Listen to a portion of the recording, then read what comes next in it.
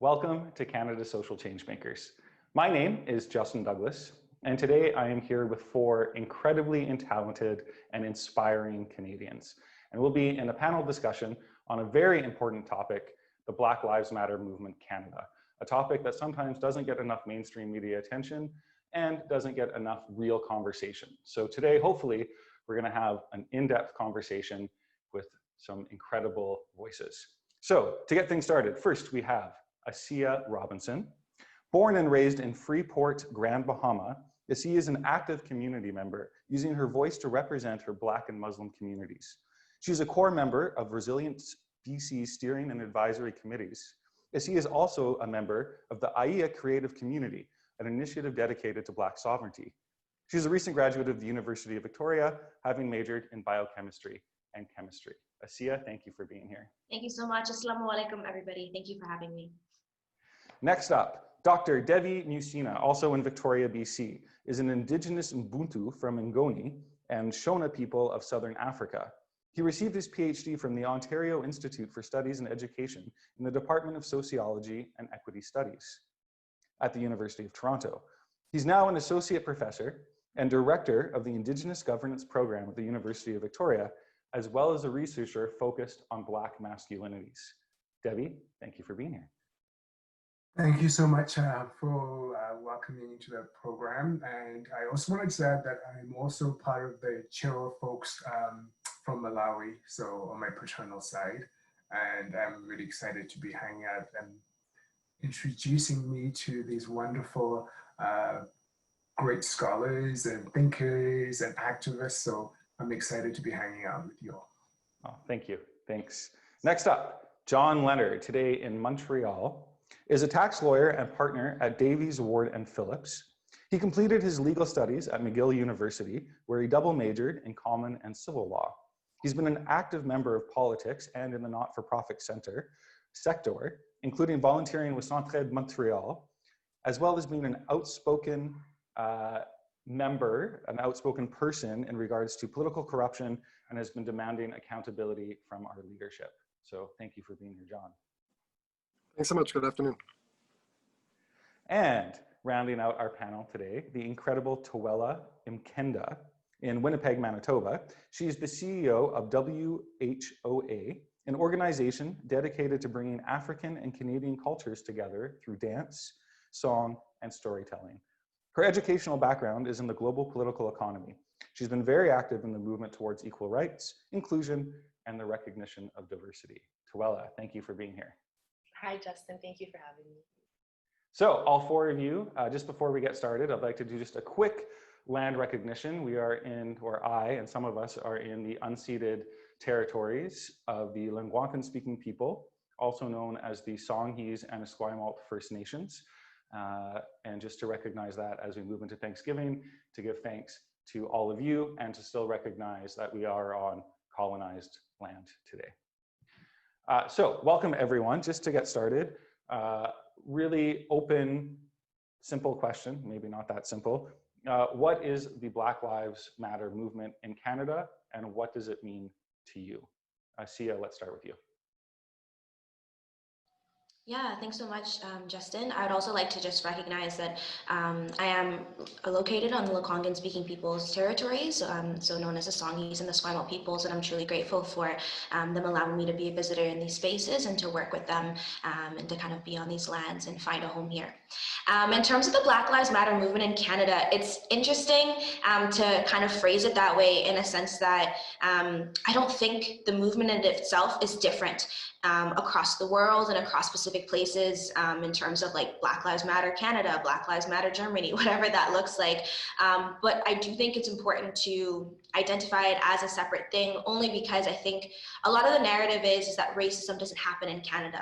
It's not something that occurs here. It's not significant enough, at least, or doesn't have enough numbers for it to be recognized or it to be something that we change or we work towards.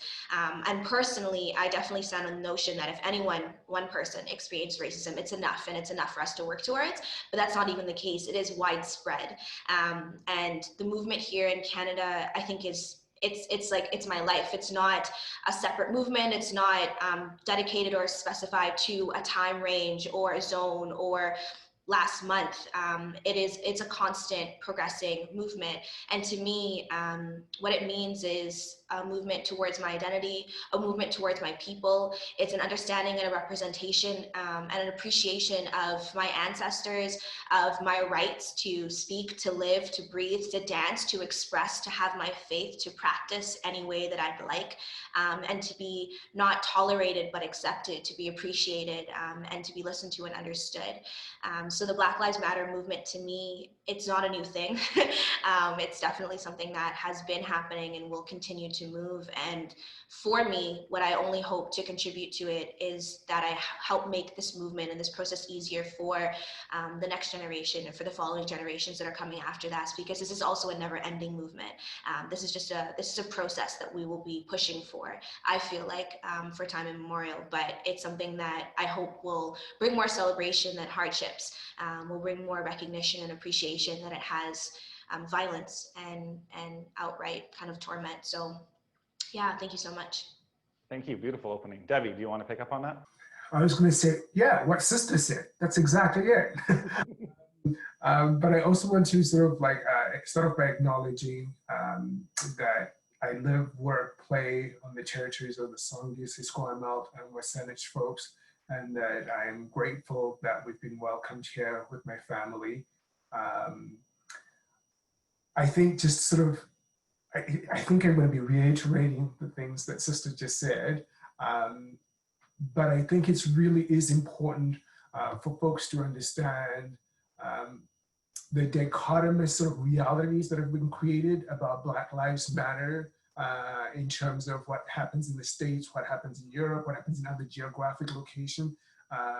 Racism is at the forefront of all of our movements, right? The needs to say that we need to see Black more than just simply the opposite of white, right? That we need to be sort of in recognition that Black folks have been here way before contact, right? That we've had relationships with other Indigenous folks, and that the siloing Black into just simply a racial identity was really predicated on the whole idea of exploitation due to capital gain and capitalism and the need for domination and colonialism. And so this resistance has been there.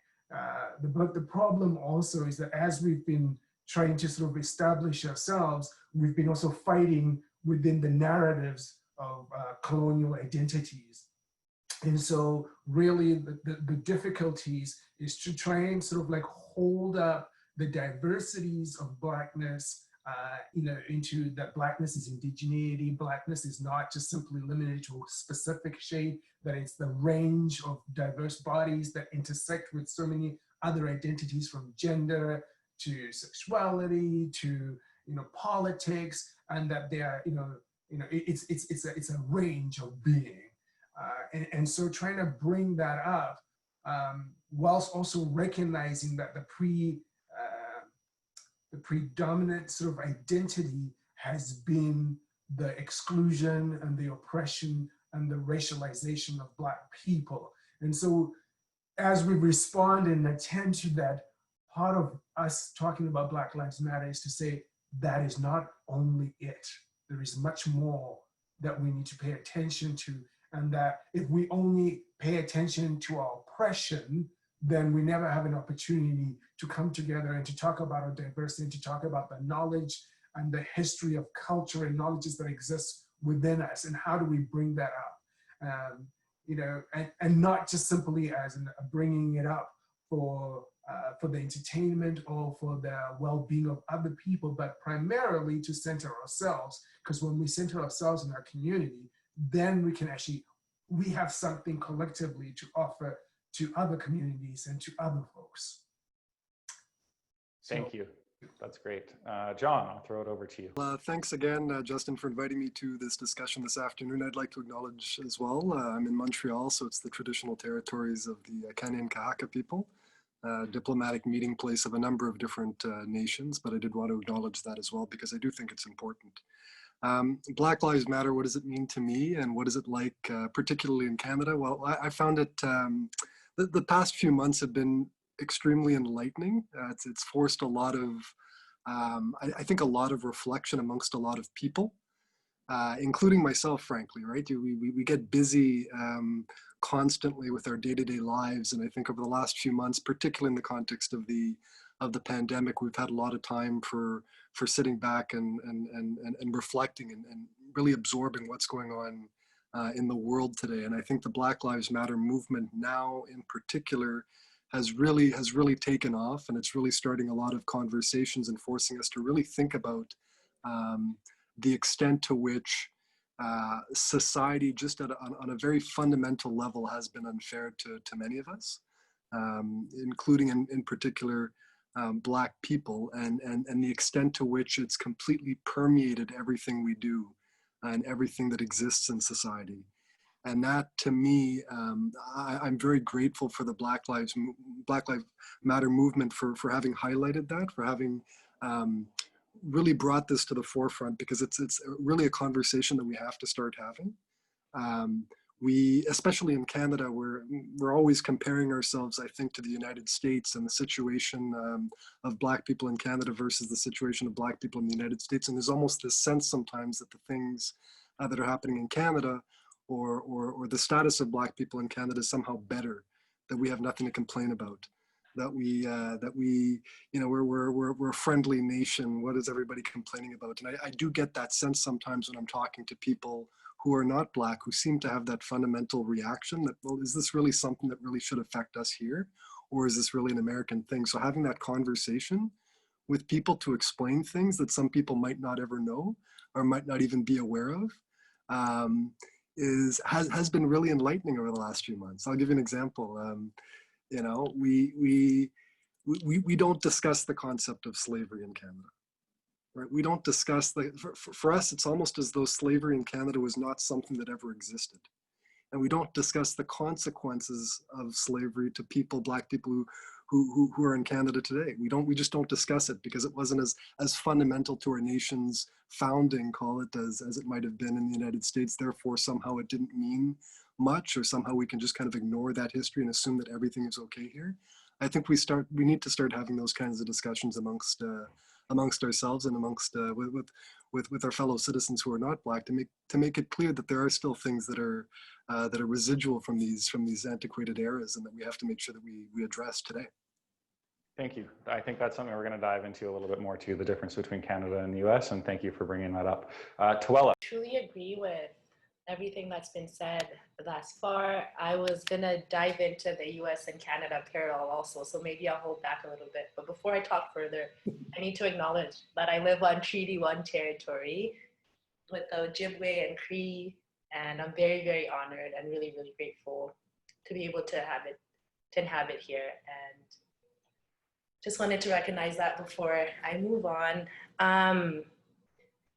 Yeah, like I truly feel as though in Canada, we kind of give ourselves a pass and feel like we can look down on the States and be like, well, at least we're not doing ABC. We're not thinking like ABC, when we really, really still are so backwards. And I've had conversations with my friends also who almost demand for me to give them examples of racism that I've experienced, right? Which is really, really traumatic in its own. But yeah, I really think, I want to hold off before I go too deep into it, because we're going to wait for the Canada and US parallel, but agreed with everything that's been said thus far. I think I'll leave it at that. Great, thank you. Okay, so why now? I mean, it has always been an issue of acceptance. There's always been issues of racism. Why has the movement come to the forefront now more than ever before? Debbie, let's start with you. I think it's about the global momentum, right? And I think about creating there's the issues that have occurred predominantly in the US and to some extent in other spaces, but they just, I mean, I think what's happened, the sort of like media impact of the US on the globe, on the globe as a whole, has a significant sort of attraction. I think of like the amount of interviews I've done because folks are sort of saying, well, hey, if this is happening to the neighbors over here and it's, it's being noted globally, what does it mean for you? So I think we can't, I'm definitely going to say we can't ignore that impact and sort of how it speaks.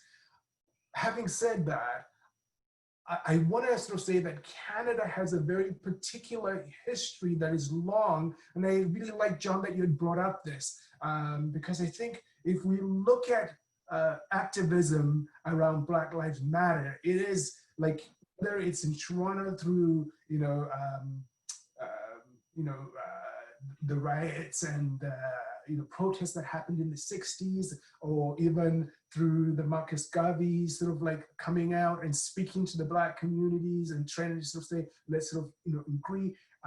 You think about how the triangle was established, the slave trade triangle, where bodies were brought in, Canada provided, the fish, the dried fish that went, and then, the molasses that take, what I mean? So Canada has always played, has always been implicated in very clear material ways, and the benefits of it have been, very clearly can be documented. And the resistance has also been there. You think about what happened, in Montreal, you think about what happened in Halifax with Africville, and you think about, social activists, that have been around. So this is, what I mean? Like, this moment is predicated on us having to have the voice and to speak, is that I can identify all these moments that have been before all across Canada that have, been trying to make space in media and trying to bring attention to this, and have not necessarily always held that that limelight, right? The sustained part of this is that it's starting to gain some level of attraction beyond just the Black activists. I think that's the significance here, is that the solidarity. And first of all, I want to be clear when I say the solidarity between Indigenous folks and Black folks, this is not new. This is, there's the Fourth World has been around for a long time, and other forms of solidarity and work has been there. But I think what's happening is we've been learning from past kinds of successes, failures, and we are taking these, and so when we're speaking, right, we're centering them. I think of the fact that we all started off by acknowledging where we are. I mean, that speaks to saying as we speak about our struggle, we are in solidarity with our brothers and sisters, right? The fact that we also want to acknowledge that as we talk about Blackness, it's also in conjunction with not only one kind of spirituality, but multiple forms of spirituality and multiple forms of gender identity, sexuality, and all of those things. And so I think this coming in is, it's coming in at this particular moment in time, less as a, I guess I may be wrong in the words I use here, but less as a set kind of, what's that word? Kind of, do you know what I mean? Like, what I mean by, like, it's not so limited into one thing. It's not just simply Black, like Black maleness, for example, right? It's a more nuanced conversation that is bringing in intersectionality, identities, challenges, tensions, and all of these things are being brought in at the same time. And so it's able to sustain itself a little bit more because other folks who would have normally have stepped away and said, well, I'm not included in this identity of Blackness, right? Like, you know, whether it's through shamanism or through all the other intersections I've raised, we are making, and I want to be clear, I'm not claiming that we've gotten it, but I think we are making a more concerted effort to be more inclusive, right? We are even having conversations about Blackness and disability, which for the long time we couldn't have that because Blackness was already labeled as disabled, and so we didn't want to be associated with that, with that disability's identity. So I think that, you know, that's what I could offer, you know, from my perspective. That's a great perspective, and we're going to dive into intersectionality a lot more too. But I think, thank you for bringing that up as a topic that I really do want to dive into. John, why don't you pick up on that? Why now? Why has this movement come to the forefront? Yeah, why now? Well, I sort of touched on it a little bit earlier, but maybe we can delve into it a bit more. I think, you know, frankly, the last 7 months, 8 months, I don't know how long this pandemic has been going on by now, but it's, in a weird way, it's obviously isolated us. We're all physically isolated, physically distanced from each other. But I think in a certain respect, it's also brought a lot of people together. I can remember, you know, sitting right here at this desk that I'm at right now, you know, 6 months ago at work, you know, working, or a few months ago working, and I saw what was going on just on the TV nearby with respect to Mr. George Floyd, right? Like you watched it, you saw it, and I saw all of the aftermath of it, right? I saw the constant discussion of it in the news. I saw the constant discussion of it on social media. All of this was happening while I was kind of isolated on my own, just thinking about it. And I think everybody else was doing the same thing too. They were just being bombarded with these images that for far too long, they were able to ignore because they were going about their day-to-day lives. And now when your day-to-day life is basically, you know, in our case, at least in my case, you have to stay at home, you're not allowed to leave, you get to consume a lot of this stuff a lot more, and you get to ponder about it, let it fester in your mind a bit more. And in a certain respect, I think that's what's caused a lot of this discussion. I have been so incredibly heartened by people who I would never have even expected to reach out with words of support, with words of encouragement, with questions, right? They're white people who might not be particularly, you know, up to speed on some of the issues that people like us have been discussing for years, all of a sudden now have started asking questions. And I've been very heartened by that. I find it very, very, very touching when I've got, you know, my managing partner calling me up, you know, in the middle of the summer to just talk about this for a couple of hours, or other people, senior partners at my firm who, you know, frankly had never shown very much of an interest in this topic before. So the why now, I think it's really linked to the unique circumstances that we happen to be living in right now. Because frankly, what happened to George Floyd and what's been happening to Black people that we've seen in the last few months, Breonna Taylor amongst others, like these things have been happening for decades, centuries, frankly, and we all know it. It's just now we see it constantly, and we have the time to sit back and breathe and let it sink in.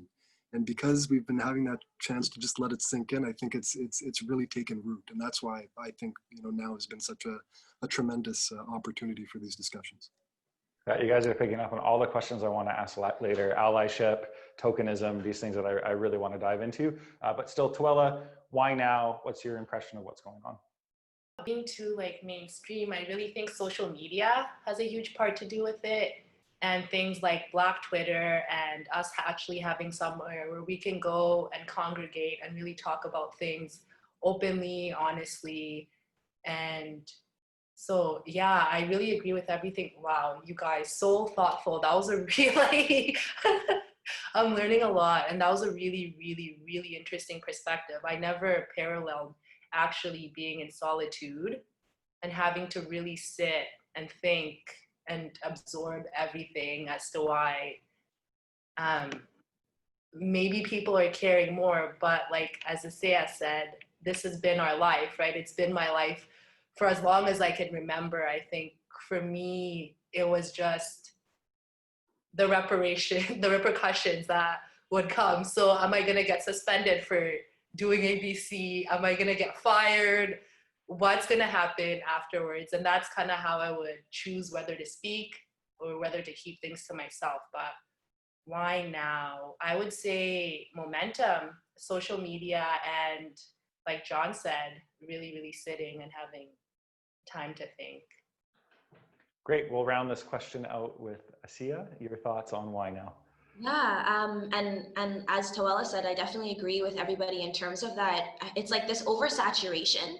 Because we were in isolation, we literally didn't even have a chance to be busy or to be consumed by anything else. And so it just hit us. And I would like to very plainly say that what we witnessed when it comes to Amadou Aubrey, when it comes to George Floyd, when it comes to Breonna Taylor, when it comes to a lot of these blatant murders that happen, we're witnessing the death of Black people, and you don't see these kind of images about any other community strewn across mainstream media in the same way that it does for our community. And so also a lot of what we're consuming is trauma.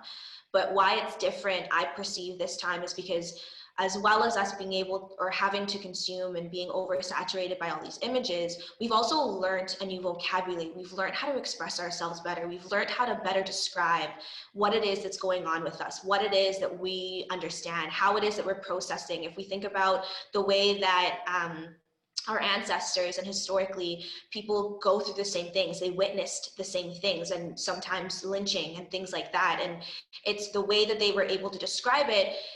Those words, that vocabulary, that option to heal, it wasn't as available. It wasn't something that was quote unquote needed at that time, because what was needed was survival. And so no one was thinking, well, how do I process this? How do I get with my community and talk this through? How do I deal with how to know? It was about survival. It was about, if I speak up, I'll die. If I speak up, I will be like another one of those bodies. And so like Towela was saying, in today's age, it's the same way. You know, we pick and choose our fights. We pick and choose when we're asked to speak, when something is said, maybe in a meeting or something like that. But all of us, I'm sure, I don't know John and Towela as well, but I know Devi, and I know the people here in Victoria, a lot of the Black community, and we do a lot of the work. We do a lot of the work in our own circles and speaking and becoming an increasing awareness when it comes to allyship, when it comes to activism, when it comes to bringing these things to the forefront.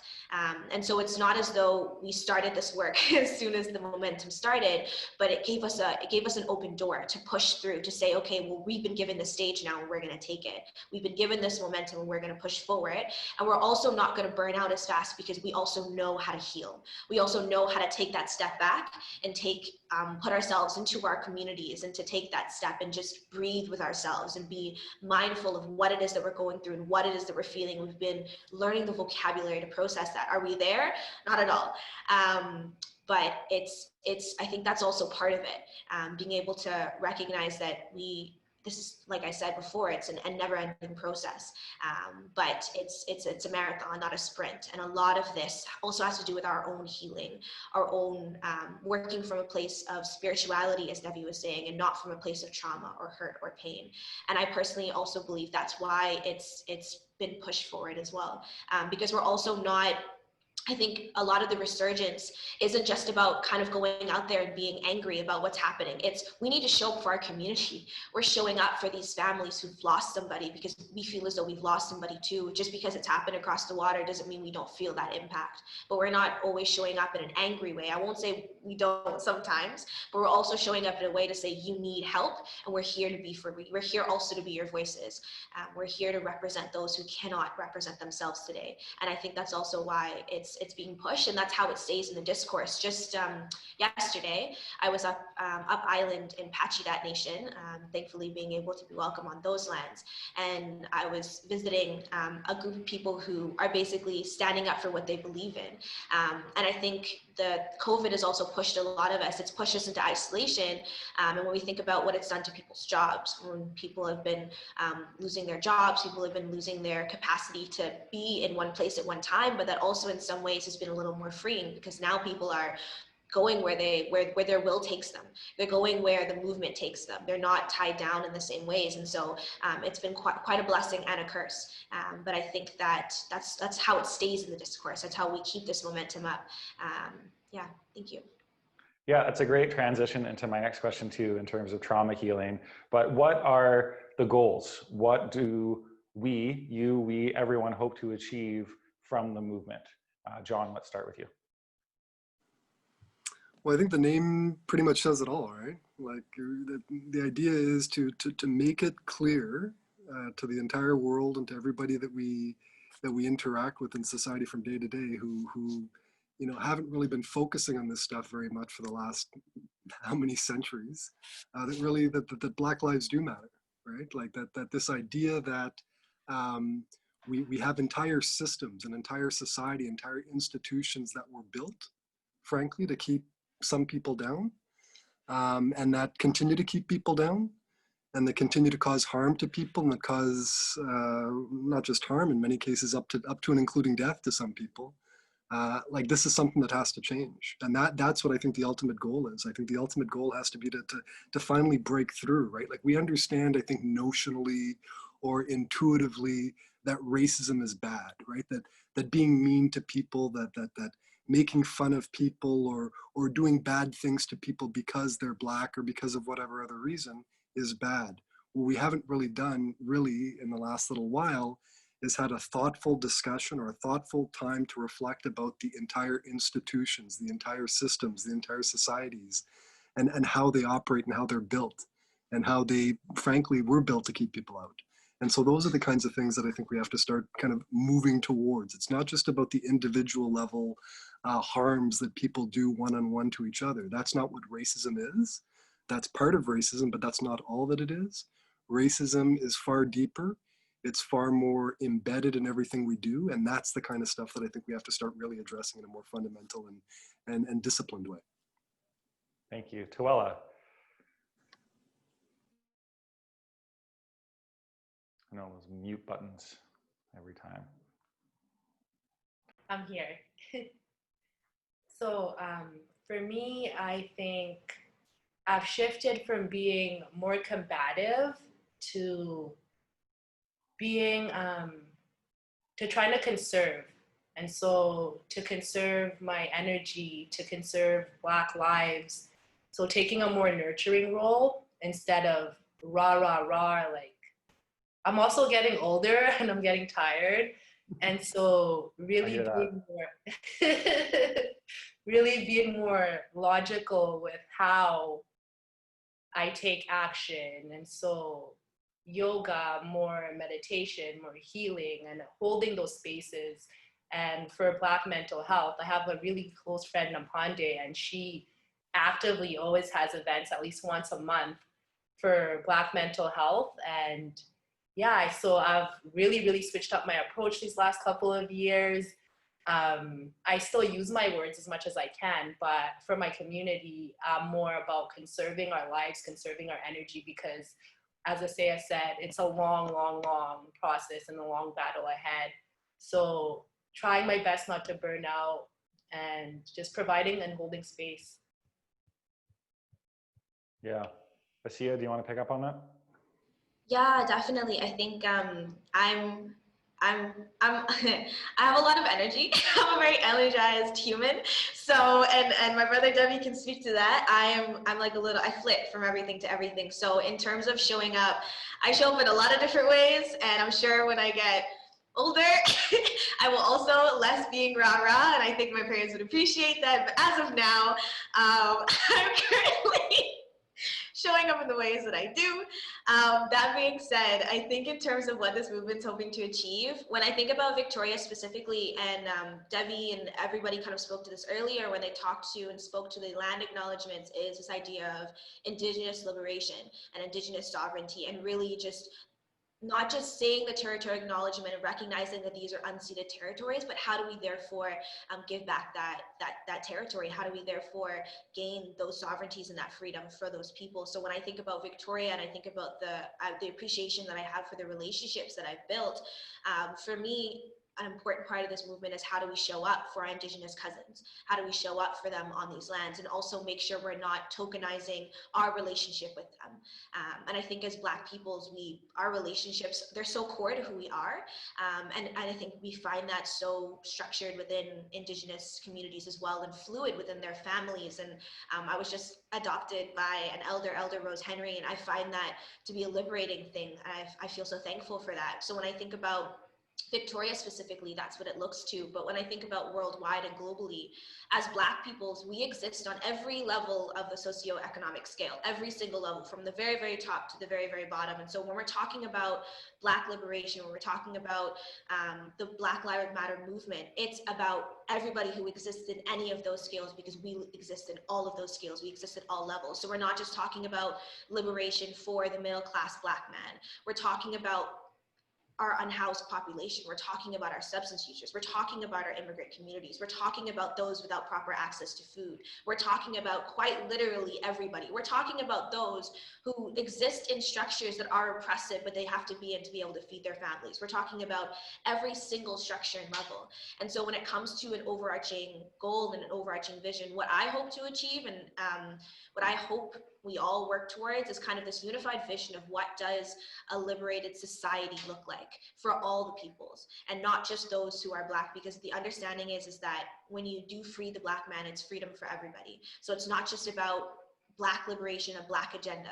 It's also about just humanity, people, because I truly believe that we are of one ummah, or community, as we say in Islam. We literally are of one. Does that mean that we all have just one homogenized experience? Not at all. But when it comes to what will feed us, when it comes to what liberates us, very similar things. And so for the overall overarching movement, I don't think we have that shared vision yet. And that's something that I hope we'll start talking towards. And so not just our experiences and being able to hold those spaces for your experiences of racism, your experiences of trauma and healing for that, but also those spaces for, well, how do we make this unified vision? How do we make this vision to liberate quite literally everybody? Is that an insane dream? Yes, it is. But do I think that's what this is about? Yes, I do. Yeah, thank you. That's so inspiring. I'm like Towela. I feel a little bit like I've been doing this human rights work for a long time. It can be pretty exhausting, but to see your energy and enthusiasm, it is really, it's really great. I'm a pretty energized human, guys. It comes in waves, the energy now as you get a little bit older, but it really, yeah, it's very inspiring. Debbie, over to you. So I just wanted to say, I mean, I think the main objective has always been about mattering, right? I think as social beings, the importance of to say this identity that we hold, right, as Black bodies matters, right? And I think trying to say that it doesn't matter as an add-on, it doesn't matter as a reflection of you, it matters unto itself, and that it has something to contribute to humanity, and it's a significant part of humanity. And I think that's been, for me, the essential ingredient of Black Lives Matter, right? And then as we say that, to then look at the politics of how, where is space given to express that? And then how is it also taken away? And at what cost is it given? In a capitalist society where everything holds currency, right? How do we then try and talk about this identity in complex, fulsome ways, and not just only presented in the way that it can be digested, right? So I'm so grateful that my brothers and sisters have spoken so well about all the intersectionalities and all the needs that we need to do. But even as we look right now, if we think of the media portrayal, right, our job has been to challenge that it's not just only as Blackness as an erasable identity, right? Right now, that's what we're fighting to resist, but there's also Blackness as available for incarceration at any one given time, right? Blackness as erasable from existence, you know, Blackness as the representation of evil, right? Like, so even through religion and all those things. So you see all these markings, and so the resistance has been there. And I think what we're trying to sort of work through is to not only keep that resistance, but then to think about mental health. And I was really, you know, grateful to hear Sister speak very eloquently about that and saying, you know, how do we make space for us to nurture ourselves from a spiritual, from a physical, from a health perspective? right?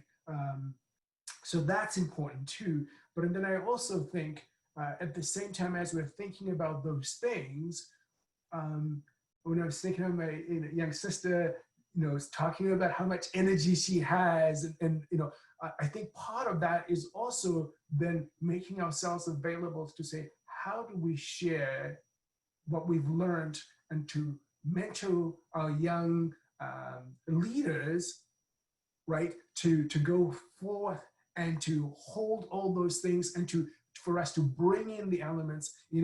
I'm struck so much by how certain bodies, even within our resistance, were sort of marginalized because they didn't represent that sort of Black man struggle, right? And you see that even to this day still holds currency, that our sisters have been getting incarcerated higher rates, and the experience of caring for our communities, that they've held that disproportionately. But if you think about it, in the media, it wasn't the plight of the Black woman or the queer cousins that was highlighted, right?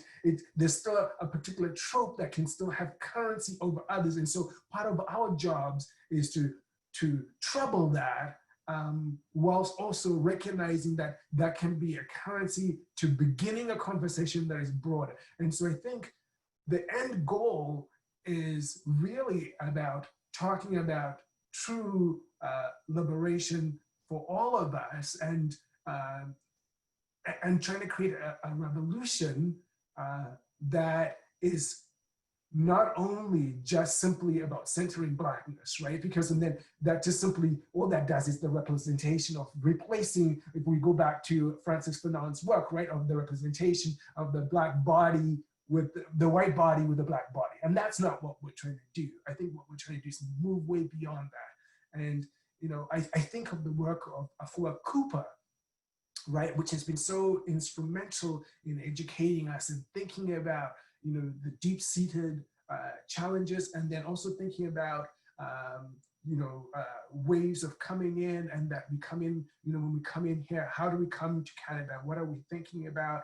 How are we connected? And how do we then talk about our identity? And then I think of Al Jones's work around prison reforms and how it disproportionately marginalizes and marks Black bodies for incarceration, right? And then, as we see that, as we are talking about that, we also see how that's being represented within Indigenous community. So I think the ultimate goal really is liberation, right? Liberations for ourselves, liberations for all of us.